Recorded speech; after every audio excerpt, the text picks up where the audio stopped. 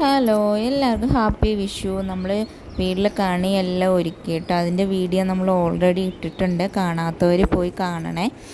അത് കഴിഞ്ഞിട്ട് നമ്മൾ അതേ അമ്പലത്തിൽ വന്നേക്കുവാണ്.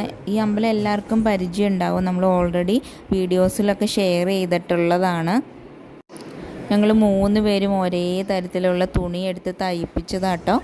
ഋഷിക്കുട്ടൻ്റെ ഷർട്ട് നമ്മൾ സ്റ്റിച്ച് ചെയ്തെടുത്തതാണ്. സൂപ്പറായിരുന്നു കേട്ടോ ഷർട്ട് തയ്ച്ചപ്പം. അത് കഴിഞ്ഞ് ഈ പുഴ എല്ലാവർക്കും പരിചയം ഉണ്ടാകും. നമ്മൾ ആദ്യമായിട്ടാണ് വന്നിട്ട് പുഴയിലേക്ക് ഇറങ്ങി പോകുന്നത്. അവരെ 2 പേരെ അവിടെ കൊണ്ടുവന്നിട്ട് അപ്പം തന്നെ നമ്മൾ കയറ്റിക്കൊണ്ട് പോകുന്നു കേട്ടോ. ആഴം ഉണ്ടെന്ന് തോന്നുന്നു. അത് നമ്മൾ കുറച്ച് നേരം അമ്പലത്തിൽ സ്പെൻഡ് ചെയ്തിട്ട് അപ്പം തന്നെ തിരിച്ചു പോയി കേട്ടോ.